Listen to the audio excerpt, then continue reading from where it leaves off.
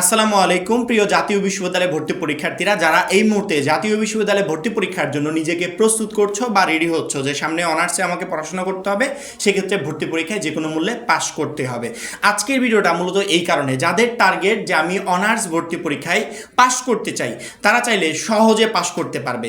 ওই যে বিষয়টা এরকম আছে না, যে একটা সাবজেক্টে তুমি যদি 100 পাও সেক্ষেত্রে ভালো রেজাল্ট, আর যদি পাশ করার প্ল্যানিং থাকে তাহলে 33 পেলেই পাস, এরকম সিস্টেম আছে না, সেম সিস্টেম তুমি জাতীয় বিশ্ববিদ্যালয়ে ভর্তি পরীক্ষার ক্ষেত্রে করতে পারবে। যে আমার মিনিমাম একটা পাস মার্ক হলেই চলবে, 35 নাম্বার পেলে তো পাস।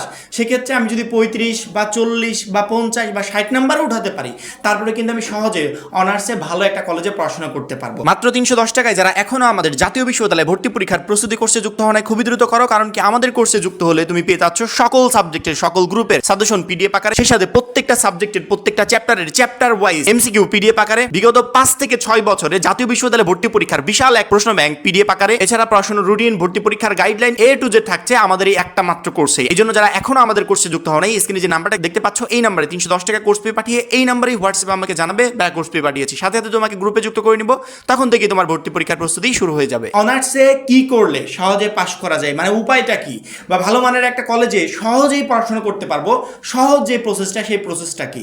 আমরা যদি কয়েক বছর আগে হিসাব করি তাহলে কিন্তু কোনো ভর্তি পরীক্ষা ছিল না, অর্থাৎ কোনো ভর্তি পরীক্ষা দেওয়া লাগতো না। একটা শিক্ষার্থী ইন্টারমিডিয়েট পরীক্ষা দেওয়ার পর সে রিল্যাক্সে থাকতো। যারা পাবলিক ইউনিভার্সিটি ভর্তি পরীক্ষা দিবে ওরা একমাত্র কোচিং টোচিং করতো, বাদ বাকি টোটাল স্টুডেন্টরা রিল্যাক্সে ঘুরে বেড়াতো। আর যখন অনার্সে ভর্তি শুরু হতো তখন কলেজে আবেদন করতো, অনার্সে ভর্তি হয়ে যেত। একটা সহজ প্রসেস ছিল, কিন্তু এখনকার সময় সেই প্রসেসটা টোটালি আকাশ পাতাল তফাৎ করা হয়েছে। এখন ভর্তি পরীক্ষা দিতে হবে, তারপরে উত্তীর্ণ হতে হবে, দেন একটা কলেজে পড়াশোনা করা যাবে। তাও সেটা আমার মন মতো কলেজ হবে না। আমি আবেদন করব, যদি সবকিছু ঠিকঠাক থাকে তাহলে আমাকে আমার কলেজটা দিবে, আর যদি ঠিক না থাকে সেক্ষেত্রে আমাকে বাধ্য হয়ে অন্যান্য যে কোনো একটা কলেজে ভর্তি হতে হবে পড়াশোনা করার জন্য। আর আমি যদি তাদের পছন্দ মতো কলেজে ভর্তি না হই তাহলে কি করতে হবে, ওই বছরে স্কিপ করে আবার পরবর্তী বছরের জন্য ট্রাই করতে হবে। অনার্স ভর্তি পরীক্ষায় পাশ করতে, মানে সহজে যদি পাশ করতে চাও তাহলে 3টা সাবজেক্টের উপর ফোকাস করো। এক হচ্ছে বাংলা, ইংরেজি, সাধারণ জ্ঞান। গ্রুপ ভিত্তিক সাবজেক্টের 40 মার্কে আমি সাইডে রাখছি, 60 মার্কের উপর ফোকাস করো। 3টা সাবজেক্টে তুমি ফোকাস করলে 60 মার্ক কনফার্ম করতে পারবে, এবং 3টা সাবজেক্টের এই 60 মার্কের প্রিপারেশন একদম সহজে তুমি নিতে পারবে। প্রথমত বাংলা নিয়ে যদি কথা বলি, বাংলা প্রথম পত্র এবং দ্বিতীয় পত্রের জন্য আমরা আমাদের পিডিএফ কোর্স, যেখানে 310 টাকা দিয়ে তুমি যুক্ত হচ্ছ, ওইখানে আমরা যে পিডিএফগুলো দিয়েছি, কোনো শিক্ষার্থী যদি ওই পিডিএফের এমসিকিউগুলো কমপ্লিট করে পরীক্ষার হলে যেতে পারে, বাংলা প্রথম পত্রের 20 নাম্বার তার একদমই ইজিলি কনফার্ম থাকবে।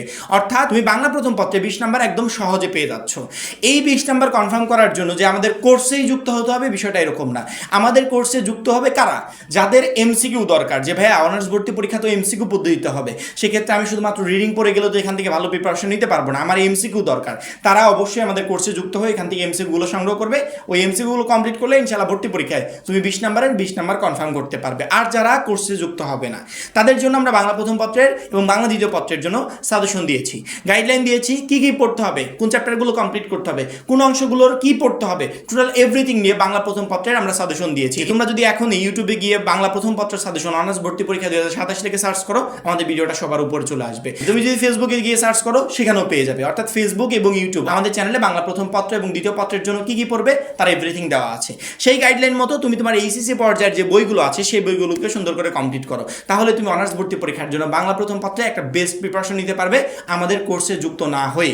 আর যদি কেউ বলো যে ভাই আমার তো এমসিকিউতে ভর্তি পরীক্ষা হবে, এমসিকিউ পদ্ধতিতে, সেক্ষেত্রে আমার এমসিকিউ প্রয়োজন, তাহলে অবশ্যই আমাদের কোর্সে যুক্ত হয়ে সেই পিডিএফগুলো সংগ্রহ করতে হবে। যেই পিডিএফগুলো কমপ্লিট করলে ইনশাআল্লাহ এখান থেকেই ভর্তি পরীক্ষায় তুমি বাংলা প্রথম এবং দ্বিতীয় পত্রের টোটাল এমসিকিউ কমন পেয়ে যাবে। এইবার যদি আমরা আসি ইংরেজিতে, ইংরেজির 20 মার্ক। ইংরেজির 20 মার্ক কমন পাওয়ার জন্য আহামরি কষ্ট করতে হয় না। কেউ যদি গ্রামারে একটু এক্সপার্ট হয়, তারপরে ওয়ার্ড মিনিংয়ে যদি কেউ একটু এক্সপার্ট হয়, তাহলে কিন্তু সহজে সে ইংরেজির 20 মার্ক কনফার্ম করতে পারে। সেই সাথে ইংলিশ যে লিটারেচার আছে এই রিলেটেড কিছু ইনফরমেশন মাথায় নিয়ে গেলে পরীক্ষার হলে একদম ইজিলি 20 মার্ক কনফার্ম করা যায়।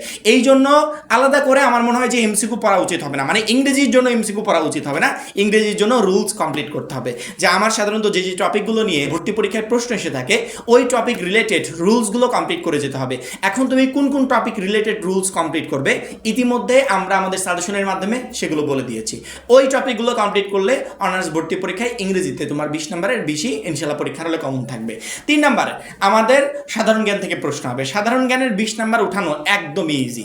সাধারণ জ্ঞানে বাংলাদেশ এবং আন্তর্জাতিক রিলেটেড কি কি কোশ্চেন তোমাকে সলভ করতে হবে, বাকি কি কোশ্চেন পড়ে যেতে হবে সেগুলো ইতিমধ্যে এমসিকিউ রেডি করে আমরা আমাদের পিডিএফ কোর্সে দিয়ে দিয়েছি। যারা আমাদের কোর্সে যুক্ত আছো 310 টাকা দিয়ে ওইখান থেকে পিডিএফটা সংগ্রহ করে নিয়ে ওইগুলো পড়েও ওইগুলো থেকে তুমি ইনশাআল্লাহ ভর্তি পরীক্ষায় 20-এর ভিতর 20 কনফার্ম করতে পারবে সাধারণ জ্ঞানে। কেউ যদি মনে করো যে আমি কোর্সে না যুক্ত হয়ে ভালো প্রিপারেশন নিতে চাই, ইতিমধ্যে সাধারণ জ্ঞানের সাজেশন আমাদের ইউটিউব চ্যানেলে আপলোড করা হয়েছে। কালকে আমি আপলোড করেছি। সাধারণ জ্ঞানের জন্য কোন টপিকগুলো পড়ে যেতে হবে সেই টপিকগুলোকে আমি সুন্দর করে বলে দিয়েছি যে বাংলাদেশ রিলেটেড এই টপিকগুলো পড়তে হবে, আন্তর্জাতিক রিলেটেড এই টপিকগুলো পড়তে হবে। কোনো শিক্ষার্থী যদি এই টপিকগুলো কমপ্লিট করে পরীক্ষার হলে যায় তাহলে সাধারণ জ্ঞানের 20 নম্বরের ভিতর 20 নম্বরই কনফার্ম থাকবে।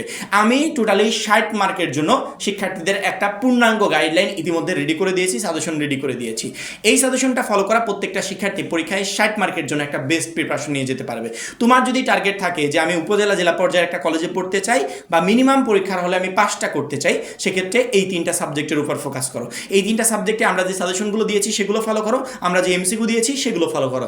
ইনশাআল্লাহ অনার্স ভর্তি পরীক্ষায় তুমি 60 মার্কের ভিতর 60 মার্কের কনফার্ম একটা প্রস্তুতি নিয়ে পরীক্ষার হলে যেতে পারবে এবং ইনশাআল্লাহ এখান থেকে মিনিমাম 50টা এমসিকিউ তোমার পরীক্ষার হলে কনফার্ম থাকবে। আর কেউ যদি ভালোভাবে প্রিপারেশন নিতে পারে সেক্ষেত্রে টোটাল এমসিকিউ পরীক্ষার হলে কনফার্ম থাকবে এবং অনার্স ভর্তি পরীক্ষায় তুমি একদম সহজ উপায়ে পাস করতে পারবে বা ভালো একটা নাম্বার গেইন করতে পারবে।